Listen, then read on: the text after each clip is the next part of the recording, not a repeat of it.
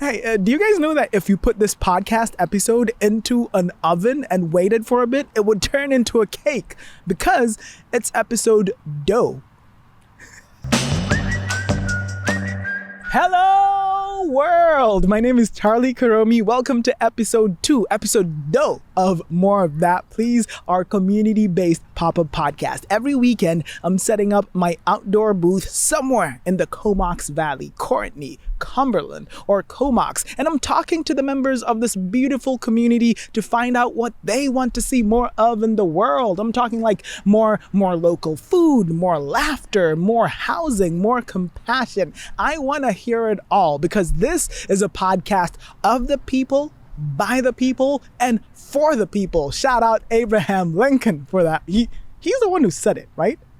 Anyway, so this project is made possible by the Comox Valley Arts Incubator Microgrant and is recorded on the Unceded Traditional Territory of the Comox First Nation, the traditional keepers of this land. So the usual listener, you'll know that on episode 1, I only had 2 guests on the mic. So this week, I went out to remedy that situation. I reached out to the Comox Valley Farmers Market to ask them if I could set up at the market on market days, and they were more than glad to welcome me on. Shout out to the farmers market. This summer, they've expanded to 3 markets around the Comox Valley in the summer. I'm talking at the CV Exhibition Grounds, that's in Courtney, Saturday 9 to 1 p.m., Sundays 10 a.m. to 1 p.m. at the Cumberland Village Square, and Wednesdays 3 p.m. to 6 p.m. at the Village Park at the Comox Community Center. So they agreed to me setting up at all 3 markets, which is perfect for the podcast because I'm trying to reach out to everyone in the Comox Valley, and that means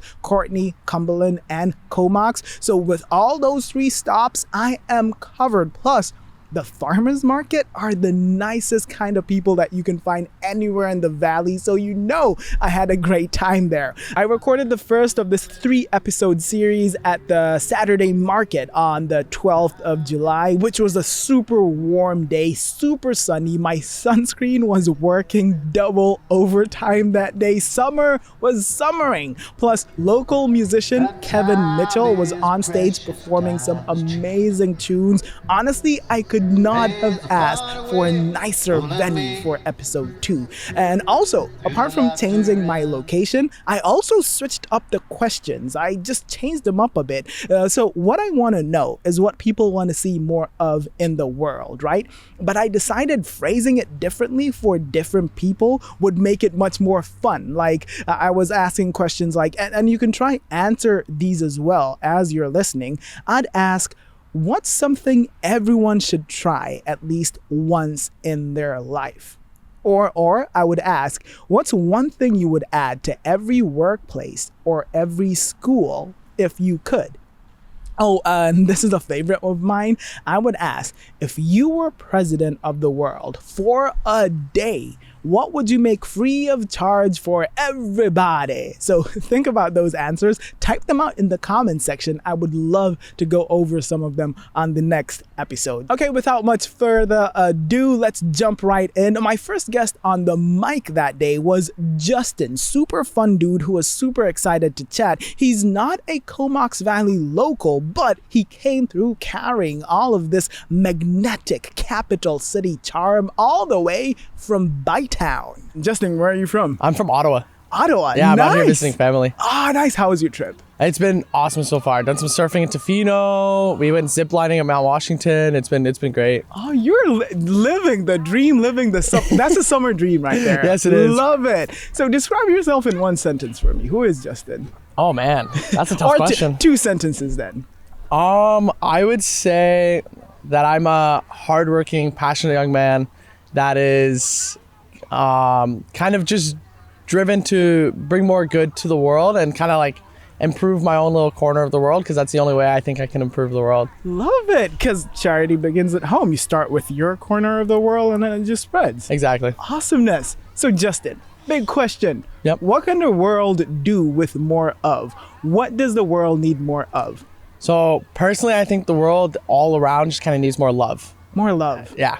Tell me about it. But how does that manifest? What do we get when you get more love? I think when we get more love around the world, we get happier people, better functioning society. Yeah. And just overall, hopefully the interworkings of everything, whether that's like how our taxes are used, other things like that, I think everything works better for everyone in general. Because all good intentions are based on love. You can't do something harmful to someone else if you started from a point of love, right? Exactly. Okay. How do you, this is I promise. Okay. I've been saying last question for a while, but I promise this is the last question. How do you spread love in your life? Or how do you show that? For me, because I'm a Christian man, I kind of look at the Bible and like what I'm told and how like Jesus Christ told us to live and like love and treat one another. For sure. And I just kind of try to exemplify that every single day through what I do. I try to like reflect Christ in everything that I do, and I try to like show like his love and kindness in everything, right? It's kind of like a foundational belief for us in the faith. Yeah, for sure. And if we aren't treating everyone like Christ intended, if we aren't carrying ourselves the way that Christ intended us to, it kind of leads us into doing some maybe more selfish things or things that we shouldn't be doing, other stuff like that. So that's just kind of the way it works for me. Yeah, I love that. Start everything from a point of love, and it'll be well. It'll be good. It's a perfect model for life. Thank you so much, Justin. No Put it worries. right there. Thank you. More love. More love. Very rarely are bad or unkind or negative acts, very rarely do they come from a point of love. When you start something from a point of love, it's always good vibes and positivity and nice things flowing out of that. So more love, please. I love that. Okay, up next on the mic, I met up with Jet FM Rock Patrol's Dean, who had this super fun answer when I asked him to describe himself in one sentence. He's a crazy man. He's very spontaneous. He makes very short-sighted decisions. That's how I ended up with an earring and my hair dyed just kind of out of the blue.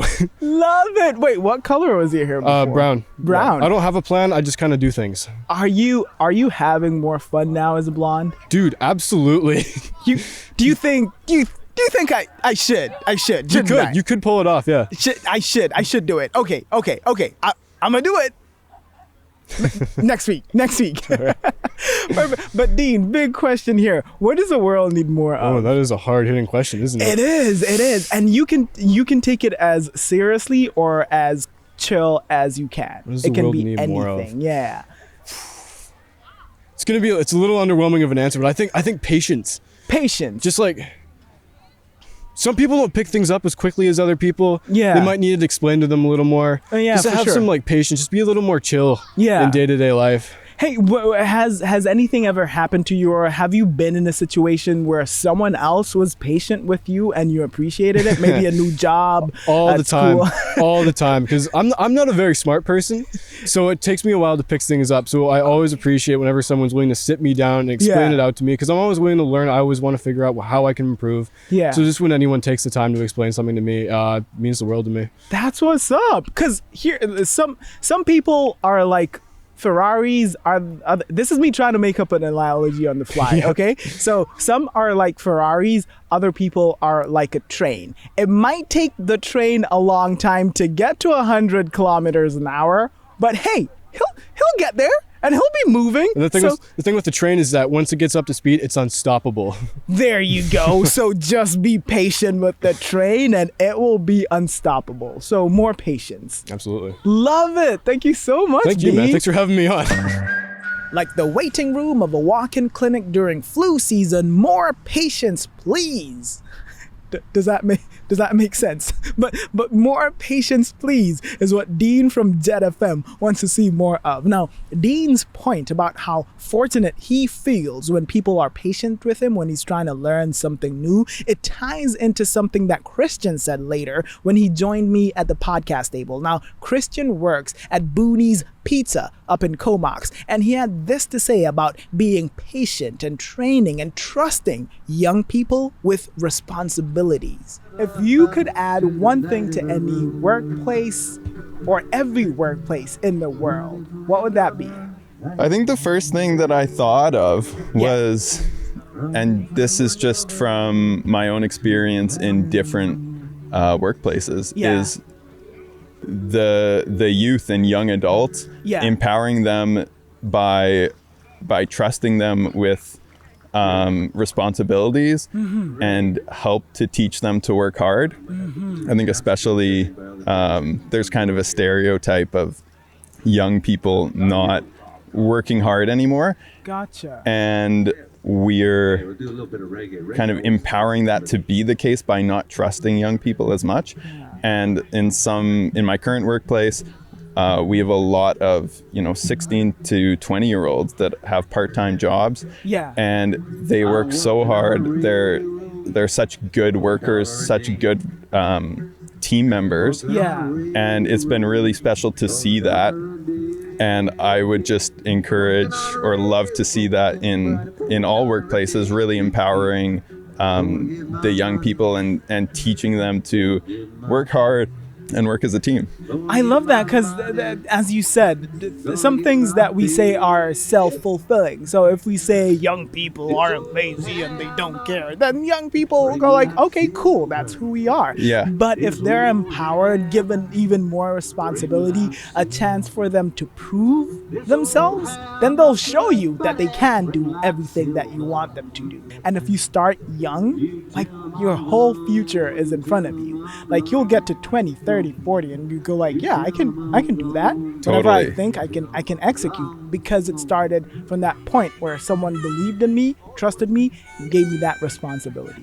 And it also kind of expands from there, because if you have, you start to get a community of young people that are encouraging, their own community to join them in really loving work and learning new skills in the workplace. It's infectious. It goes everywhere. You start with one and just spreads to all of them. Infectious is the perfect word, By the way, when Christian sat down, I noticed that he had the word dad printed on the side of his baseball cap. So I asked him, and he admitted that he wasn't a dad yet, but he was super excited because in 9 days is my wife's due date. So I'm not a dad yet technically, but I've got my hat that's all ready for it. So I'm a soon to be dad, and that's maybe part of my identity right now, is getting really excited for that and about to figure that out. First time dad? Yeah. Now, it's been more than 9 days since we recorded that, so allow me to just take a second and send a huge, massive congratulations to Christian and his wife on the birth of their firstborn baby! Congratulations, you guys. I wish you all the joy as you start your beautiful family. Now, when it comes to the residents of the Comox Valley, we're super lucky to have a mix of those who were born right here on these lands under the caring gaze of the Quinish Glacier, like Christian's newborn, and others like me who were born in faraway lands and then moved to the valley and now call it home. Now, I only moved from Nairobi, the capital of Kenya, straight to the valley. So my story is kind of basic and kind of boring compared to the absolutely amazing journey that Ida took to get here. Born in Iran, raised in Toronto. Okay. Moved to Victoria about 20 years ago. Okay. And I've been between Victoria, the Cowichan Valley, and now I'm in the Comox Valley. Oh, you're an islander. You're an islander. Yeah. Love it. Thank you so much for taking the time to hop onto our podcast. Yeah, for sure. If you were president for a day, if Ida was president for a day, what would you make free of charge for everybody?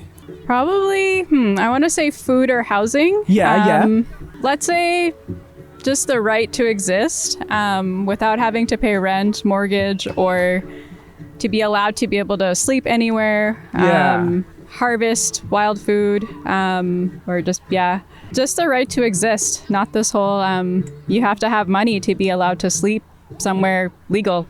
More natural existence as opposed to commercial existence, right? or even a similar way that we currently exist, but without the profit motive. Nice. Just the right to exist. It's kind of crazy that you don't have the right to sleep anywhere. You don't have the right to sleep unless you can afford to pay rent or own a house or own some land. For sure. I think, Less pay to play, that's what Ida had to say. Woo, I should be a poet. Listen to my rhyme. But anyway, I completely agree with that. And I think it's kind of funny how life and video games have kind of evolved the same. Think about it. Back in the day, you'd buy a game from the store and that was it. You just pay money at the store and that was it. You would play it and you were good. But in this day and age, it's all about subscriptions and coins and loot boxes and pay to do this and pay to do that. It's all pay to play and it kind of blows. And the same thing goes to life. It feels like you're paying to play this game and it sucks. So less pay to play. Completely agree with Ida. So Ida and I are examples of people who were born far away and moved to the Comox Valley. But there's also people who were born here in the Comox Valley and moved away. We used to live in the Comox Valley. Yeah. I'm visiting for all summer. We just moved to Alberta. How is it? Getting used to it. You're getting used to it. Nice to be back here for the summers. This is a pretty unparalleled time to be in the valley. Is there something you miss about the valley? Oh, what? Give me a top thing. Top thing. I think just access to so many different places to swim. For sure. Water, flowing glacial rivers. Yeah. The ease of quiet, I Yeah. think, is another good one. Just like getting out of town to a quiet place. Yeah. Yeah. Is it one of those things that you don't know that you quite should treasure as much until you don't have it anymore? I always tell my partner that like contrasts make us grateful. So I think I was treasuring it before, but like when you have the highlight of like a noisy city and then coming here, it just like the contrast is highlighted. Yeah. So it sort of makes it easier to notice. Yeah. Because I don't always notice things like that. I don't know, maybe you're like... No, I think I need the contrast as well. Because Yeah. sometimes you take things for granted. Exactly. And then when you see what life is without them, you're like, oh my God, I should have Exactly. I should have paid Yeah. more attention. Okay, love that. What do you think people should try at least once in their lives? I really think people should try extended time by themselves in nature, solo. Okay. Just like go somewhere by yourself and in nature and be quiet. Have you done it before? Yeah, that's a thing I love to do. Particularly in Joshua Tree is a great place to do it. Yeah. For me, going to the desert where there's like, it's like literally just you and the stars and the sun and nature. So What does that do for you as a human being? What I does think that it do just to connects me more to myself and Yeah. clarifies the noisy mind. Yeah. You know, we're all invited to have pretty noisy minds in this Yeah. day and age, which is a great thing. But again, back to the contrast, make us notice. Yeah. Right? So, for sure. Because yeah. the world is noisy. Everything is, if you think about it, there's a lot of noise. Yeah. So every once in a while, just go get rid of all the noise and just be you and nature. Yeah, and see what shows up, see what the signal is. Okay, and then I have to ask it back to you. What's one thing you're turning the tables on the podcast, or what's one thing everyone needs to do at least once in their life? Running a half marathon. Ooh, okay. Why? Because I did it once and I said never again. And it really makes you appreciate, like, when you're watching like long distance runners or like athletes do their thing. Because sometimes you can go like, yeah, they're athletes. This is what they do. Whatever. It looks easy. I was near death at the finish line. Nice. I was so near death. I saw the light. Where'd you run your half marathon? In Nairobi, the Whoa. Nairobi Marathon. So it was. And how'd you do? What was your time? Do you remember? It's fine if you don't. I want to say 4 hours. It might have been close. That's or a pretty maybe long half marathon. It was a. At the end, it became more. I never walked, but it became more of a nice jog. Nice. Yeah. That's sweet. That's what I did. So that's what I would advise. Cool. Awesomeness. Thank you so much. This has been good. Like, you flipped the question. I love it. Had me thinking. Keep you on your toes, man. Yeah, I love it. I am on my toes. Thank you so much for stopping by. Nice to meet you. Take care. Awesome. Really nice to meet you as well. I love how Leaf flipped that question my way because I vividly remember that half marathon. 21 whole kilometers. Let me tell you, I was seeing the light. I attained this whole new level of respect for long distance runners. You will too. If you've never tried it, try it. You'll probably hate it. You'll probably see the light as I was, but you will attain a whole new level of respect for those guys. So I advise you to try it. Okay, after Leaf, my next guest on the mic was Rob. He's an electrician by trade, working for the local school district. So if you're a student here in the Comox Valley and you go to school and the lights are on, you probably have Rob and his colleagues to thank for that. Now, Rob had this super interesting and super unique answer to one of my favorite twists to the core podcast question. If you were president of the world for a day, what would you make free for everybody? Yeah, the best, I think that'd be most effective is to make energy, if not free, as cheap as possible for people. Talk to me about that. Talk to me about that. Energy? Yeah, from what I know about it, the cheaper you can make energy, the best opportunity to increase quality of life for most people. In what way? Like realistically, like for a normal like Comox Valley resident, how would that manifest in their life? The more affordable energy is, those people that have affordable energy, it takes a stress out of their life, which then allows more room for them to be more concerned with their environment. They're more likely to care for the environment around them, more likely to contribute to their society in positive ways. Sometimes energy and the environment seem to be like opposing ends of like a seesaw. Like when you get more of one, you lose the other. What do you think is if I were to ask, what do you think like the best source or the best solution to that is? Yeah, it's a tough one. I know there's great technologies out there, but I mean, it's everyone has their own perspective. There's big pushes for renewables, obviously. Yeah, for sure. Solar, there's wind. A lot of backstory behind them that complicates the issue, such as the manufacturing of solar and for sure the minerals that it takes to do that. Special elements, things like that actually can cause a lot of harm. And then the lifespan of those renewables is, it's still being proven.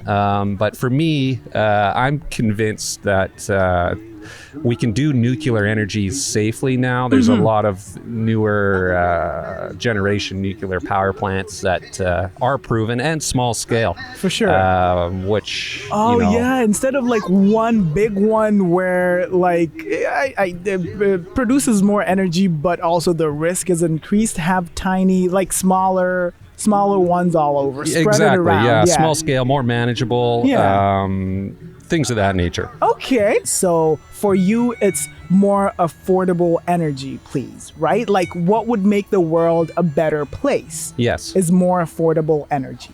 Yeah, I mean, it's one part of the pie, of course, but it's a very basic part that really would be a core tenet to making the world run a lot better. It takes stress from a lot of people. Awesome. Knowing that is provided, it gives you time to do other things. An electrifying conversation right there with Rob. Literally, yeah, I think I can say literally because we were talking about energy and electricity, so it's a literal conversation that is electrifying, I think. I stand to be corrected though. Comment down below if I did not use that right. Anyway, on to my next conversation, which was with a kiwi. No, not the fruit. Kiwi is actually the colloquial term for the citizens of that country down south that has more sheep than people. True story. My name's Steve, and I'm from a place called Hawke's Bay in New Zealand. Oh, nice. Yeah. Oh, how is Hawke's Bay? It sounds beautiful. It's beautiful. Yeah, it's wine country, so it's nice and hot and sunny. And what kind of wine do you make from there? Mainly we make Chardonnay and red grapes, because that sort of climate. So, that's beautiful. Yeah, love it. Love it. So my question today, what do you think the world needs more of? My answer was joy. Yeah. And that's a very broad answer. Yeah. But I think probably since COVID. Yeah. Like the COVID, everyone got locked down. Everything was hard. Sure. And in New Zealand, we got locked down majorly. Yeah. Oh, yeah. So our Prime Minister got thrown out because of the fact that she locked down the country. And people got grumpy. Yeah. They got angry. And I think people just need to be in the sunshine, go to farmers. Do this sort of thing which makes you happy. It feeds your soul. Yeah. We went for a walk. My wife's been ill, so when we were in van the other day, we went for a walk in Capilano regional park. So not where the tourists are at the bridge. Yeah. We went to the free park Yeah. and walked in the trees. Yeah. And the trees feed your soul. You know, it's just it's a really nice. Yeah, I sound like a hippie and I'm not. Oh no, But no. but it is. It's that sort of. We like simple things. Simple brings me joy. Yeah. Complicated doesn't, and being stressed doesn't give people joy. So Yeah. I think people having a smile is a really nice thing. No, but it actually ties into an answer we heard from another guest who was on here who said like he wishes more people went out into nature, like left phones and devices behind and just went out into nature. Yeah. So it ties into that. Yeah. So for you, it's more joy in the world, and how you find joy is going where the locals are and immersing yourself And doing in that. simple things, Yeah. not complicated things. Like I play golf. So for me, I play golf because I like walking for 4 hours outside in nature. It doesn't matter whether I score good, score bad. Yeah. As long as I'm outside in the sun, enjoying that. So, Hey, you can be honest with me. How good are you? what, at golf? Yeah. No, I'm a Sunday hacker. You know, I do okay. I play with a group. Like again, that's what brings me joy at home, because there's always sort of between 12 and 20 of us go out on a Sunday morning early. Yeah. Play for 4 hours, get back at lunchtime so we can have a beer together. And it's every age group, every skill level, every ethnicity in our group. Yeah. And like I'm the oldest, I'm 67, and the youngest is 24. But we get on because we've got a common thing that we beautiful. like. But again, that's a lot of fun and have a lot of laughs. That is beautiful. That even brings me joy just hearing about it. That's beautiful. So more joy in the world. Yeah, absolutely. More joy. That's what Steve had to say, and I completely agree. More joy. Joy, joy, joy, joy down in my heart. Hey! I completely agree with Steve there. Whatever you can do to bring more joy into your life and the lives of people around you, go ahead and do it. For my next guest, Misha, what brings him joy is hiking. We were hiking in the community forest. And we went to Nymph Falls. Oh, it's beautiful. And on the way up, we stopped in Duncan and hiked in Stony Hill Park. I haven't been to Stony Hill. Do you recommend it? Yeah, it's beautiful. Beautiful view over the straits and Salt Spring, and nothing too onerous, all little 1.5 to 2 hours, just little breaks. We'll do some longer ones, maybe headed up to Mount Washington for the rest of the week. So it's just a good start. Beautiful. Love it. So my question today is this. If you were president of the world for one day, what would you make free for everybody? Well, in terms of free, I'd like to say food. Food. But I think that may be a little unrealistic. I'll start with water. Water.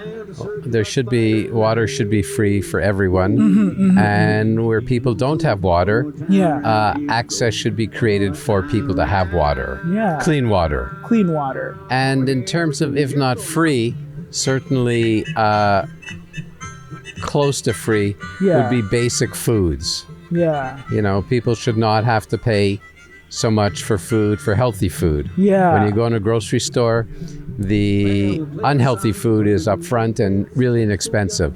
But the healthy food, whether it be fruits and vegetables, are more expensive, and that's not right. You need to flip that. Have you been in a situation in a place where that's been the case? Like, where have you experienced the lack, or where food? have you seen it? But you don't have to go that far. You can go down to Pandora Street in Victoria. You see people that are homeless. Shelter would be the other thing. I mean, you start with food and shelter. Yeah. If you're going to start solving any of the basic problems of needs, this world. yeah.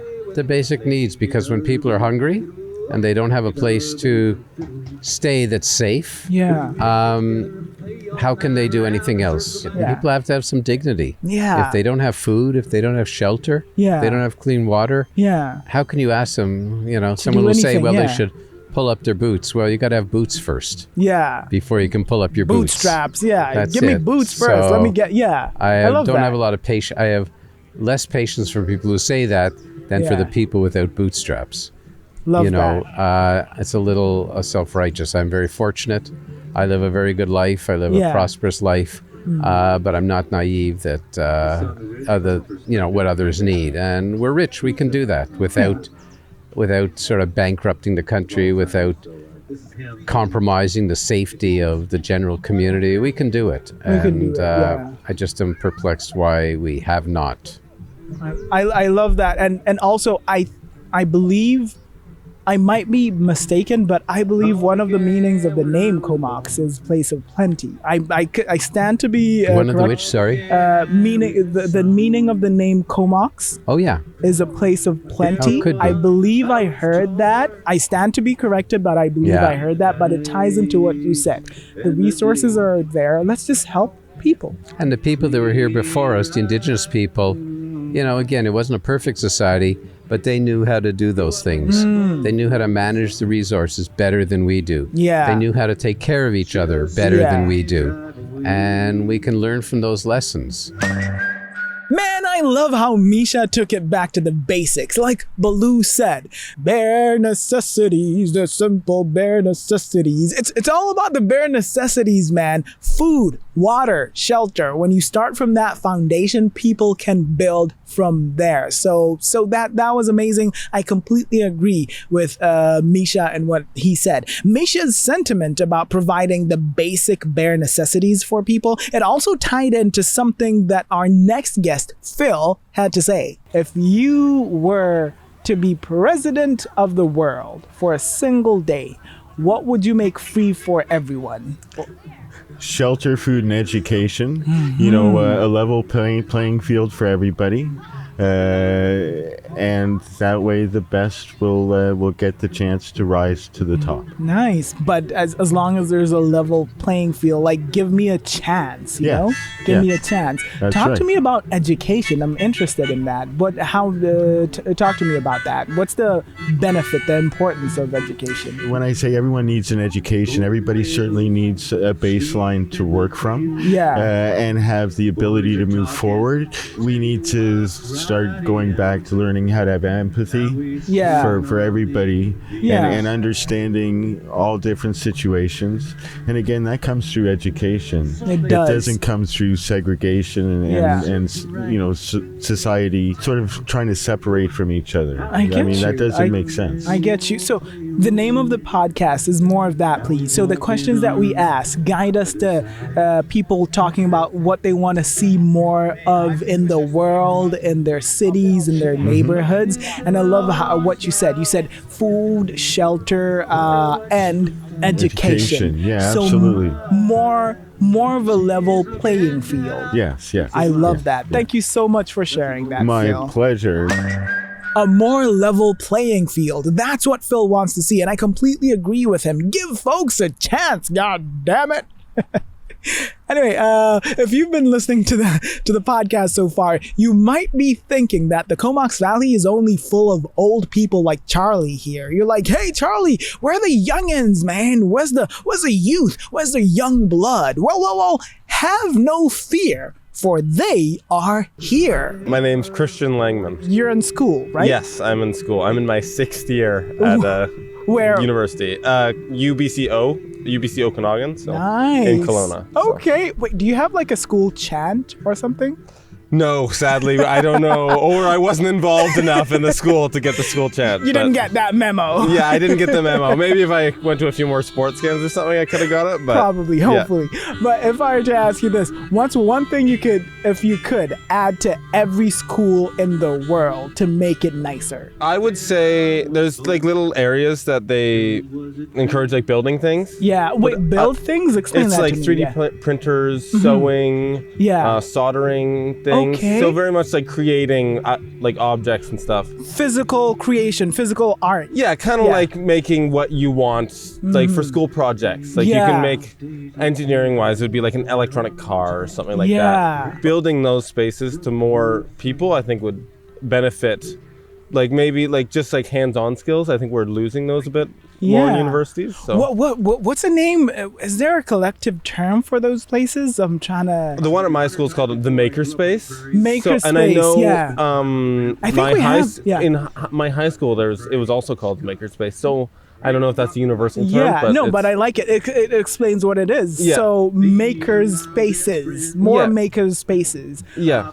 What do you feel like going in there and creating something with your hands, something that starts in your mind, goes through your hands, and then comes out into reality? What does that do for you? How does that benefit you? For me, it kind of like develops the idea, because in my mind, if I think about it enough, I'm like, oh, it's foolproof. There's not like, maybe I'm a little bit cocky sometimes. Like, there's nothing that can go wrong. It'll work. Yeah, like I've thought about everything, right? Like I think that I've found all the quirks and stuff with it, and then I go there and I try and build it, and it just brings things to light. Trying it and failing is a big thing of building something meaningful, and it also, like, when you finally get it to work, it's something big. So more practical things, like making something practically and trying and failing and trying and failing and trying and succeeding. Yeah, exactly. That makes for better humans. Yeah, I think so. Love it. So Christian and I actually workshopped a brand new cheer for his school. It goes like this. Guess who's here? It's UBCO. They won't dare, but that's where we'll go. UBCO. Yeah. Fire. Hey, UBCO Okanagan. If you want the rights to use that, please call me up. Let's talk money, baby. So much energy in that chant, almost as much energy as my next guest. My name's Indy. I grew up in the Valley mainland. Wait, there's a valley there? Fraser Valley. Oh, okay. Yeah. Cool. I lived there for 9 years. Yeah. And my mom actually started a school there. Okay. It was called FEFL, Fraser Valley Free Learners. Yeah. And the goal was to give kids opportunities to kind of work on the things that they really cared about. Yeah. So the question that people always ask is, what do you want to be when you're older? Yeah. What do you want to be right now? And how can we help you get there? Okay. So we didn't have a curriculum. You would decide what kind of things you wanted to work on, and then all the staff and the mentors and your peers would help you get there. Like, I really wanted to write a book. So I would have been like 9 years old, I think. So I took my babysitter's phone and I would go to voice to text and I would just like talk into it. And then I got onto Google Docs and I was like, I'm gonna type it out. So it took me a while, but we got there, and it was a story about my cats. It was about like 11,000 words long. Beautiful. Did you publish? I didn't publish that one. Yeah. But after that, I was like, okay, I want to do this for real. So I started over. Sat down with my computer. This is when COVID hit. So some people made sourdough, some people got a dog. I wrote a book. I wrote a book. Yeah, so it's called Wayward Fox. It's on Amazon, actually. Okay. Yeah. I was 12 when it was published, so it's not terribly well edited. But I did it. So I published it in grade 7. Yeah. Grade 8, I started writing another one. Yeah. Grade 9, I took off to finish it. Yeah. And I, working at the coffee truck actually last summer, I saved up $3,000 and I hired an editor for this current manuscript. And I got it back from the editor in November. Do you have a title for it? Yeah, it's called To Those Who Wait. To Those Who Wait. Yeah, it's like a low fantasy. Like, there is a magic system, but the main question that I'm asking is, does good come to those who wait, or does it come to those who go find it? What do you think? I think you need to go looking for it. And I think that a big part of the thing that I'm realizing in being in school is that everyone is like, oh, well, when I'm older, I will be good enough and I will be smart enough and I will have all these things. And it's over there. Yeah, and it's gone. And so they're not even looking for it. Yeah. The best that they can do now is a grade. More go-getting. Yeah. Go for what you want. Yeah, go like for what finding you that need. agency. Yeah. Yeah. Okay. I love that. Indy, you've given me so much to work with, and I love that. Like, do good things come to those who wait or to those who go for it? And Indy's like, yo, go for it. Yeah, let's go find it. Yeah. Yeah. Awesome. Thank you so much. Thank you. Yo, Indy out here spitting that truth. You don't have to wait around for the good things to come your way. Go out there and get them. Come on. More go-getting. Love it.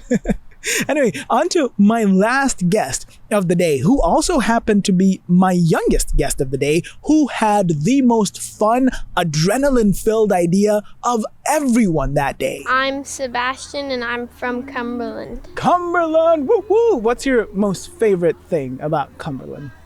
What do you love? I really like the dirt jumps and the skate park. Nice, love it, love it. So here's a question for you. If you could add one thing to your neighborhood to make it more alive, make it more exciting, what would that be? I would add a big skate park. Nice. Why would you add a skate park? Why do you think it would make your neighborhood more alive? Well, in my neighborhood, there's lots of kids who scooter and skate. Yeah. And there's the Cumberland skate park is just really small. Yeah. And if you have been there long enough, then you start to get bored. You want a challenge? Yes. Okay, what's the coolest skate park you've ever been to? Like, if you could give Cumberland like a blueprint, like, here, do this, which one is it? I would choose probably the Revelstoke skate park. Oh, massive? What was it? Massive, challenging? What was it? It was just really big and really smooth, and you could like do lots of transfers and go from one part to the other just by jumping through the air. So the name of the podcast, basically, it's More of That, Please. So we ask people like what they'd like to see more of in the world. And for you, Sebastian, definitely it's more skate parks, right? Yeah. Okay, I love that. So more skate parks. More skate parks, please. That's what Sebastian had to say. I love that infectious enthusiasm and excitement from him. Such a beautiful way to end episode 2 of More of That, Please, our community-based pop-up podcast. Big shout out to the Comox Valley Farmers Market for allowing me to record in their premises. I am there at the Sunday market, which is in Cumberland, for the next episode, so make sure you stay tuned for that. Big shout out, of course, as well to the Comox Valley Community Arts Council for their Incubator Microgrant, which made all of this possible. And of course, big shout out to you for tuning in, for listening, and for watching. Thank you so much. Please like, share, and subscribe to help this podcast reach more and more people. And also, drop your comments and feedback in the comment section. I would love to check those out. But yeah, thank you so much for tuning in. I have been your host, Charlie Karomi, and this has been the community-based pop-up podcast. More of that, please.